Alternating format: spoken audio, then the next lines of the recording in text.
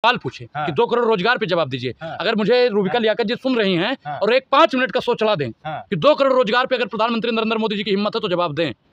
100 smart city बनाएंगे, उस पर जवाब दें। महिलाओं को सुरक्षित करेंगे, उस पर जवाब दें। किसानों की आय को दुगना करेंगे, उस पर जवाब दें। नमामि गंगा, फिर भी अगर चरण चंबुकम कर रहे हैं और 70-75% SC ST OBC माइनॉरिटी के लोग होते हुए भी चरण चंबुकम कर रहे हैं तो मोदी ही तो आएगा भाई, मोदी तो आएगा ही। नहीं तो उनमें राजनीतिक जागरूकता थोड़े ना है, वो तो कहीं फैक्ट्रियों में काम कर रहे हैं, मजदूरी कर रहे हैं, चप्पल जूते सिलाई कर रहे हैं। राजनीतिक उनमें सोशल एडवेंचर थोड़ा ना। तो शिक्षा पर 18% की GST लगी, जिसकी सबसे ज़्यादा भागीदारी इस देश में है, वो लोग से जनता पार्टी की सरकार है। और वो चाहे तो 400 पार कर सकती है, चाहे तो 4000 पार कर सकती है। क्योंकि भारतीय जनता पार्टी जो कहती है वो तो नहीं करती है, लेकिन जो झूठ फुर में कहती है, जनता के सामने जो परोसने का काम करती है वो तो वो कर देंगे। कभी बोले थे 300 पार तो 303 ले, अब की बोल रहे हैं 400 पार तो भाई बिल्कुल 400 पार। क्योंकि ये सिस्टम में इनके पास में जो वोट डालने का जो आइटम है ना, वो इन्हीं का है। आप वोट किसी को भी दीजिए, लेकिन जाएगा उन्हीं के पास। तो कांग्रेस क्या कर रही है? कांग्रेस इस समय में NGO खोल रखी है, उनको भी तो सीट आनी चाहिए ना। नहीं देखिए, सीट कैसे आएगी जब 400 पार का उन्होंने नारा दे दिया है। जब हर जगह उनकी सेटिंग हो चुकी है, तो आप वोट चाहे जितना पंजे को दे दीजिए, चाहे जितना आप वोट साइकिल को दे दीजिए, लेकिन वोट वहीं पे जाएगा जहाँ पे फिक्स हो चुका है। कल राहुल गांधी जी ने जैसा बताया कि मैच को बिल्कुल फिक्स कर दिया गया है, हमारे 2 खिलाड़ियों को जेल में डाल दिया गया है, मैच फिक्स है, जीतना है उन्हीं को। तो केजरीवाल को फिर से 14 तारीख तक के लिए भेज दिया गया है। देखिए, यही तो बिल्कुल साबित नहीं हो रहा है कि उन्होंने घोटाला, शराब घोटाला कितने का किया है। आप जानते हो तो बता दीजिए कि कितने का। नहीं, मुझे थोड़े ना पता है, मैं ये CBI ED से थोड़े ना हूँ। ED और मैं तो पत्रकार हूँ। अच्छी बात है, फिर ED और CBI को भी नहीं, जब तक भाई नहीं पता तब तक तो उनको बाहर रखिए, जब पता लग जाएगा तो उनको जेल में डाल दीजिएगा। वो भी 2014 से पहले कह रहे थे कि हम साफ सुथरी नॉन करप्ट गवर्नमेंट देंगे, आज उनकी पूरी पार्टी जेल में है। देखिए, पार्टी जेल में नहीं है, उनको जानबूझकर जेल में डाला जा रहा है। राजा पूर्ण रूप से डरपोक हो गया है, वादा करता है, वादा को पूरा नहीं करता है। सिर्फ और सिर्फ ED और CBI का फंदा देकर विपक्षी नेताओं को खत्म करने की एक साजिश चल रहा है, और ये जानबूझ के सोची समझी एक साजिश है। नहीं तो मोदी जी का भी कह रहे हैं कि जो भी करते हैं ठोक बजा के करते हैं, डंके की चोट पे करते हैं। देखिए, डंके की चोट पर अगर उनको करना होता तो अब तक 2 करोड़ रोजगार दे दिए होते। अगर डंके की चोट पर उनको करना होता तो महिलाओं को सशक्त बना दिए होते। अगर उनको डंके की चोट पर करना होता तो 100 स्मार्ट सिटी बन गया होता। अगर डंके की चोट पे ही करना होता भैया, तो सबके खाते में 15-15 लाख रुपए आ जाते। अच्छा, एक सवाल 15 लाख खाते में आया। देखिए, सवाल ये बात यह है कि अगर मोदी जी अगर कुछ कर नहीं रहे हैं, डंके की चोट पे अगर नौकरियां नहीं दी गई है, तो जनता उसको क्यों चुन रही है? उनके पास एक डिब्बा है, आप उस डिब्बे में किसी को भी डालेंगे, वहाँ पे वो जाते ही कमल के फूल बन जाएगा।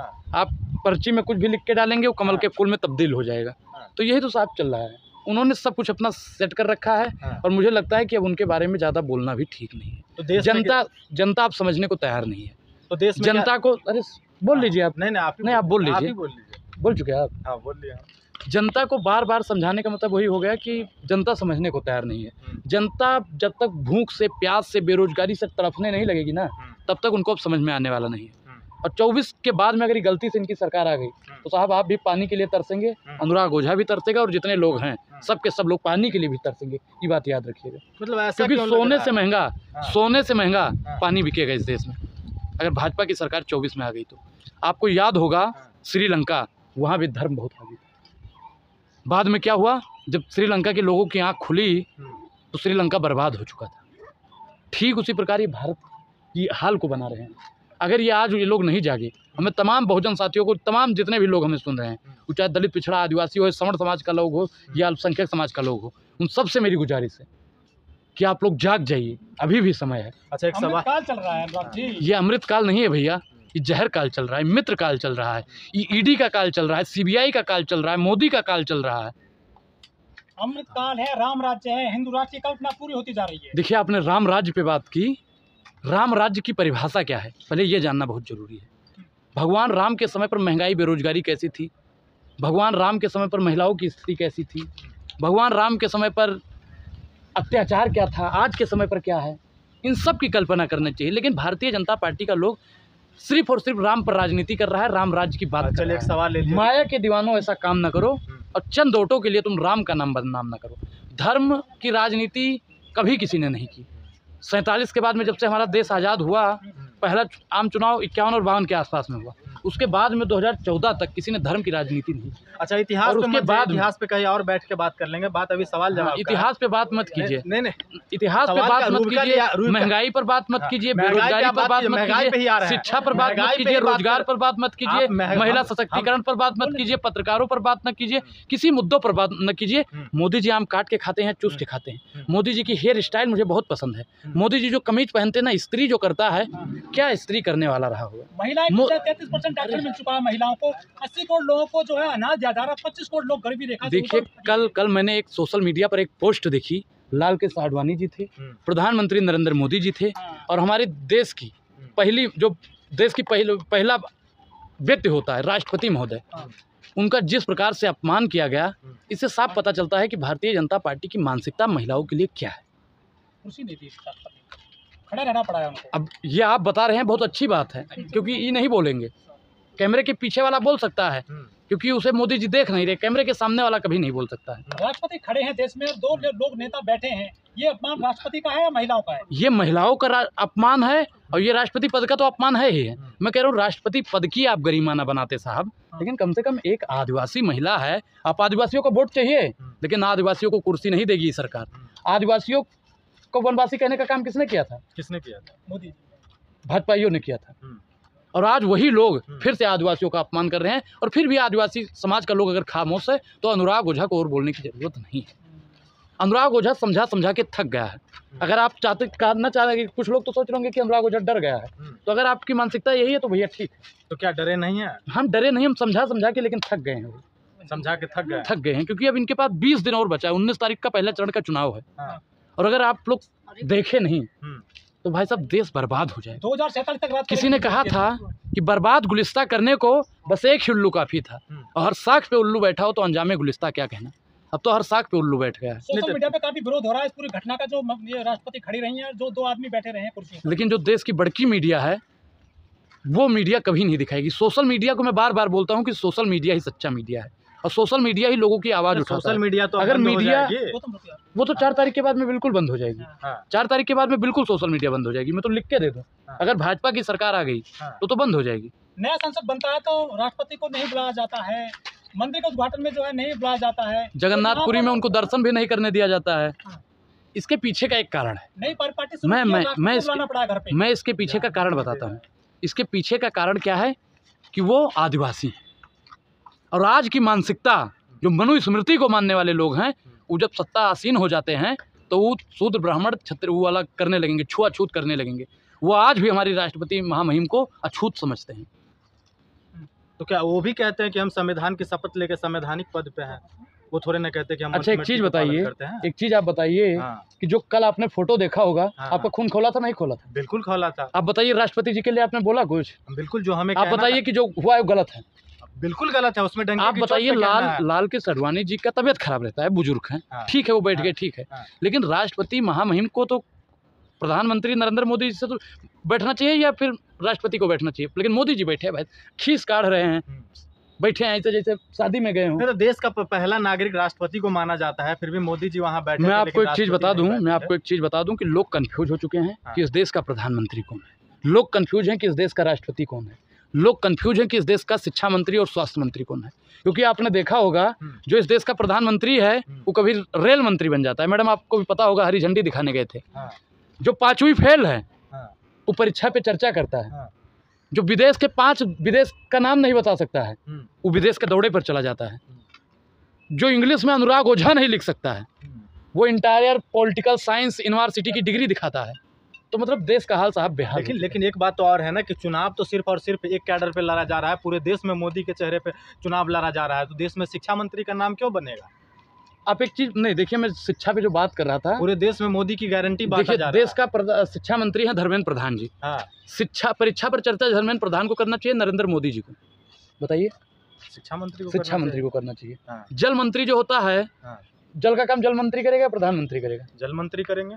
रेलवे का जो मंत्री है, रेलवे मंत्री रेलवे का काम करेगा, प्रधानमंत्री करेगा? रेलवे मंत्री करेंगे। सबका मंत्री अलग अलग है ना? बिल्कुल है। अगर सारे डिपार्टमेंट को खत्म कर दीजिए, एक ही पद बना दीजिए, प्रधानमंत्री ऑलराउंडर। तो मुमकिन है, मोदी की गारंटी चल रही है देश में। मोदी है तो मुमकिन है, मैं मानता हूँ, इस बात से मैं 100% सहमत हूँ। मोदी है तो महंगाई है, बेरोजगारी है, भूखमरी है, किसान बेहाल है, जवान रोजगार के लिए दर दर के ठोकरें खा रहा है। ईडी सीबीआई के तहत विपक्षी नेताओं को जेल में डाला जा रहा है, बहुजनों को परेशान किया जा रहा है, आदिवासी महिलाओं का अपमान किया जा रहा है। मणिपुर में जो कृत्य हुआ दुनिया के सामने जग जाहिर है।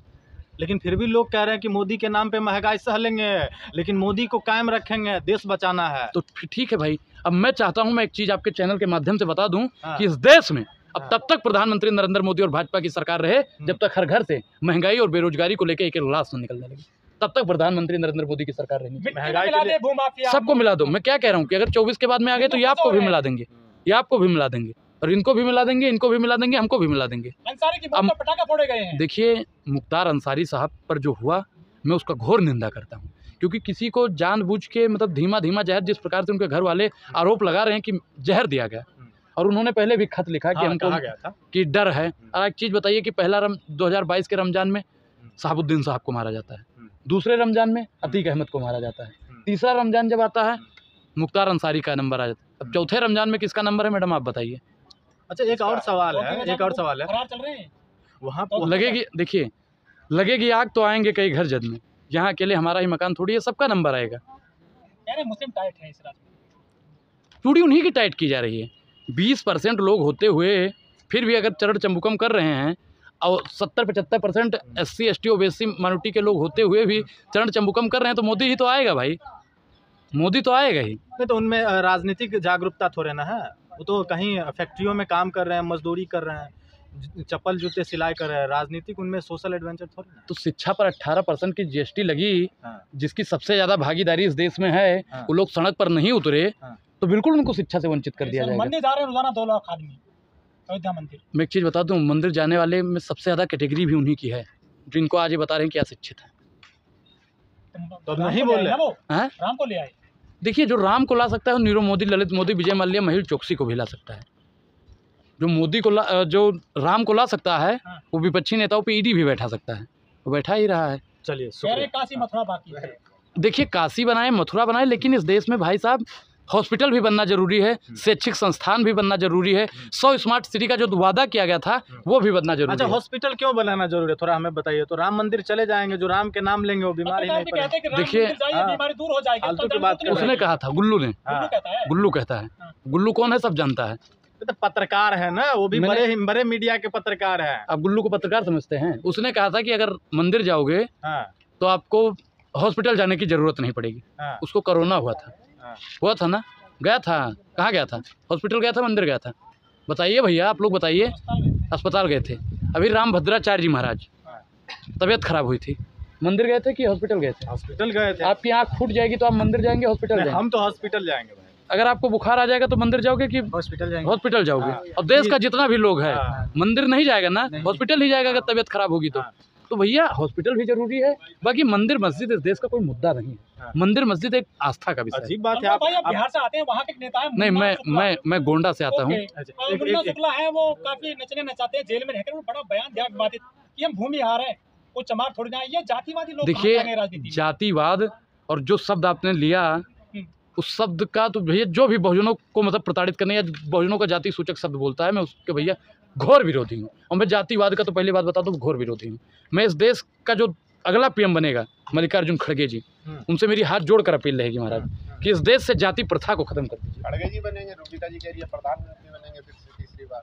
अरे तो प्रधानमंत्री ही बनेंगे भाई, मैं प्रधानमंत्री की ही बात कर, मोदी बनेंगे, ऐसे ही बन जाएंगे। रूबिका लियाकत एक वोट से बनेंगी, डंके की चोट पे कह रहे हैं ना। देखिए, रूबिका लियाकत जी की बात मत कीजिए, क्योंकि रूबिका लियाकत में पत्रकारिता को जो जमीर होता है वो उन्होंने बेच दिया। पत्रकार हम है, रूबिका लियाकत नहीं है। बिल्कुल सोशल मीडिया वाला ही पत्रकार है। अरे हमें कोई मानता भी है पत्रकार, आपको माने ना माने वो बात अलग है। पत्रकार तो बड़े मीडिया में अच्छे से देखिए, मुंह पे एक क्रीम पाउडर लगा लेने से कोई पत्रकार नहीं होता है। पत्रकार वो होता है जो सवाल पूछे कि 2 करोड़ रोजगार पे जवाब दीजिए। अगर मुझे रूबिका लियाकत जी सुन रही हैं और एक 5 मिनट का शो चला दें कि 2 करोड़ रोजगार पे अगर प्रधानमंत्री नरेंद्र मोदी जी की हिम्मत है तो जवाब दें। 100 स्मार्ट सिटी बनाएंगे, उस पर जवाब दें। महिलाओं को सुरक्षित करेंगे, उस पर जवाब दें। किसानों की आय को दुगना करेंगे, उस पर जवाब दें। नमामि गंगे का स्टार्ट करेंगे, स्टाफ इंडिया, पता खेलेगा इंडिया, पढ़ेगा इंडिया, चलेगा इंडिया, नाचेगा इंडिया, कूदेगा इंडिया, तमामों प्रकार का इंडिया। जितना बात नरेंद्र मोदी जी ने किया था, एक भी काम अगर हुआ हो 5 किलो राशन को छोड़कर, रूबिका लेकर चला पाएंगे। एक सवाल का जवाब दीजिए।